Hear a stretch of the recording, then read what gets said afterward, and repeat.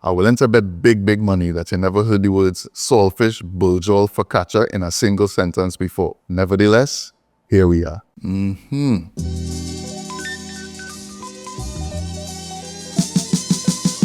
If you're watching this channel and following my recipes for long enough, you would know that I already have a focaccia recipe on the channel. But today, I'm going to update that recipe with something new, something fresh, and it's a really great recipe to try. It is a no-knead focaccia recipe, and let me tell you, the results of this bread will make you feel like you're some kind of master baker or something like that, because it is so perfect, so delicious. This is definitely one, if you're into baking, that you would want to try. But even if you're not into baking that much and you really want to try this recipe, good news is that it doesn't require any kneading.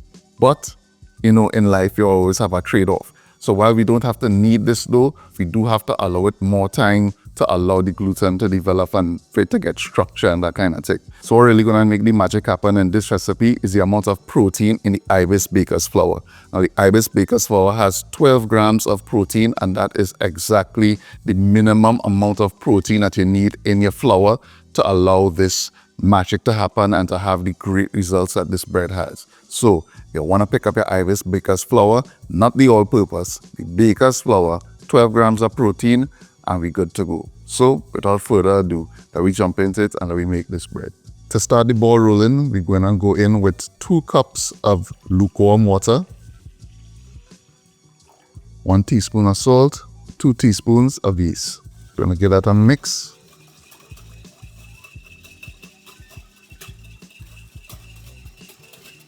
Now going in with 4 cups of the Ibis Bakers Flour. Now I want to use my spatula and let's bring this together. And as you can see, this is a very wet dough, or in bakers' terms, they would say a high hydration dough. And if we were to try to knead this, it would be a little hard to handle because of how wet this dough is. But we don't have to worry about that, because at this point, and we have all the flour and water combined, all we need to do now is cover this and allow it to rest for 30 minutes before we do our first stretch and fold. So we're going to cover this with our plastic and allow it to rest for 30 minutes. Now we need warm temperatures as well for the magic to happen. So right now I don't even have on the AC in the kitchen studio because I want it to be nice and warm so that the yeast could do its thing, the dough could, rest properly at the right temperature, and this bread could come together in the way that we need it to. All right, so half an hour for the first proofing period, and then we'll do our first stretch and fold. I'll show you how to do the stretch and fold technique. All right, so that is our 30-minute timer. So let's stop that there. And now it is time to do our first stretch and fold. So first you want to wet your hand, and that will prevent the dough from sticking to your hand. And then you just want to grab it like so and pull and stretch and fold it over. I really should have wet my whole hand. I only wet my tips. Right. Stretch and fold over. Turn, pull, stretch and fold. Grip it, stretch it, pull it over like that. Again, wet my fingers a little bit, stretch and fold. And that's it. It's a simple enough technique, but this here allows for great gluten development without the need for kneading. We have our first set done, so all we need to do now is just cover again. So now we're just going to let this rest for another 30 minutes. All right, so it's another 30 minutes down. So it's time to do our second stretch and fold. So again, going in with my wet hands, going to wet my hands so that it doesn't stick to my hand. And then we're just going to grip it like so. And as you can see, the dough has already developed strength because I could hold it and grip it like this now and pull it even with more elasticity than I had on the first stretch and pull. So We're looking good. See that? That is strength. Stretch, fold over, stretch, fold. That's it for our second set of stretching and folding. So I'm just going to cover this again. Setting another 30 minutes on our clock. All right, so that's our timer. It is time for our third stretch and fold session. And as you can see, we have some real nice fermentation going on. Nice bubbles happening. So we're looking good, we're looking good. It's going to go in there. Pull from the bottom, stretch, and fold over. Wet my hands again. Pull, stretch, give it a little jiggle, loosen it a little bit, and pull it over. Stretch, pull, and then one more. Pull, stretch, and pull. All right, so we're going to cover this again and let it do its thing for another 30 minutes. And then we will be back. And this time, once we come back, we're going to transfer it into our baking dish and get it ready for final proofing and then into the oven. All right, so time is up. I'm going to perform a final stretch and fold here. Dip my hands in the water. And then I'm going to grab, stretch, grab, stretch,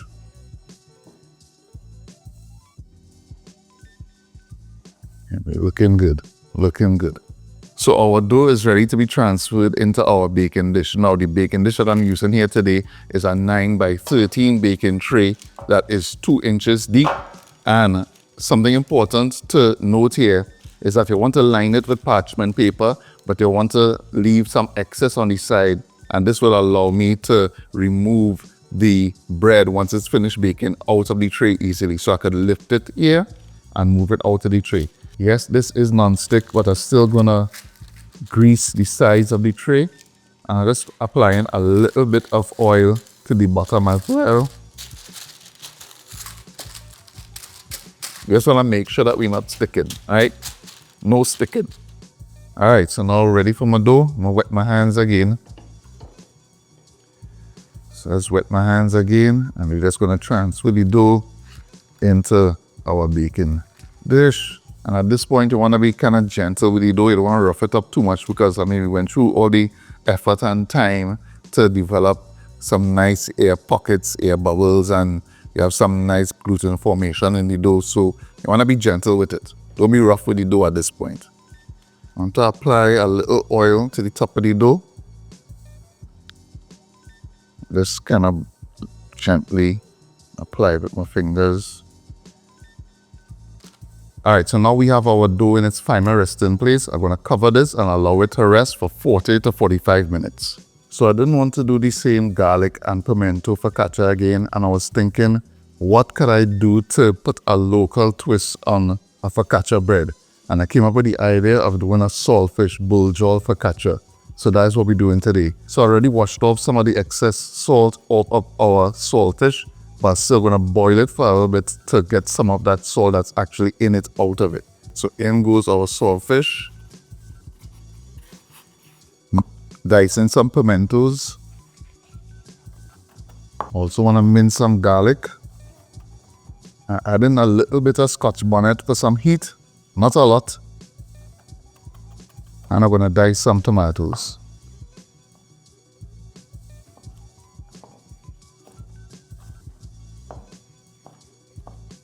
Boil out the excess salt in the saltfish, so I'm just going in with my fingers here and just mashing it. Also adding a few sprigs of fine thyme to our saltfish. Add the saltfish. Gonna give this a good mix.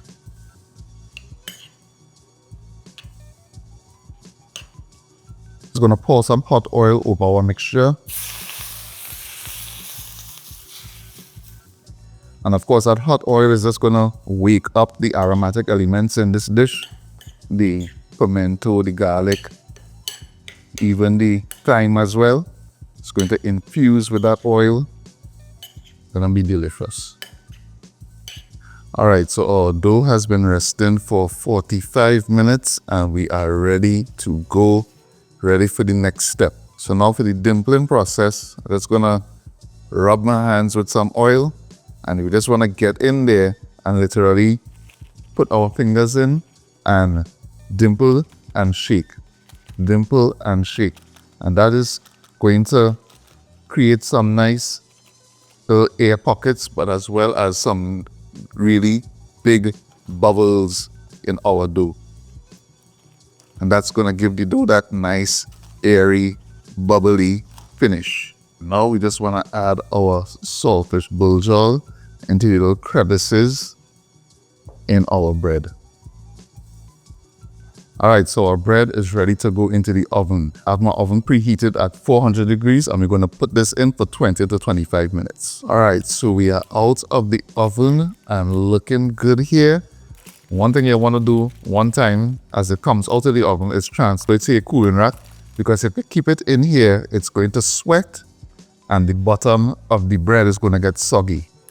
Also going to just kind of slide out my parchment paper from the bottom here, if it would allow me to. Alright. Nice. Alright, so removing the parchment paper and placing it on the rack is going to allow for even airflow all around the bread. It's going to cool down nicely and we're not going to get any sweating at the bottom. So we maintain a nice crust to the bottom. And I mean, look at that there, right? Look at that crust. Nice. So just going to cut right into it. You're hearing that crust.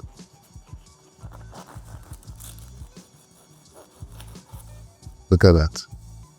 Look at that cross section. Look at that open crumb structure. That is why we took our time and made this bread using the stretch and fold method. Look at that. Airy, nice, a beautiful crust, soft on the inside. Yep. Beautiful, beautiful results. And of course, the saltfish buljol as a topping for focaccia, I think, if I had to toot my own horn, I think it's a genius idea. And I had to say, if I had to score this, 10 out of 10, will recommend. So the only thing left for you to do is to go out and get Ibis Bakers Flour, not the all-purpose flour. You need the Bakers Flour with that 12 grams of protein in it, and make this recipe. Special thanks to Ibis for sponsoring this video, and I will post a link to the full recipe in the video description. If you liked it, please give it a thumbs up and give it a share. And if you're not subscribed to the channel, please take a moment to do so. Thanks for watching, and I'll see you in the next one. Peace.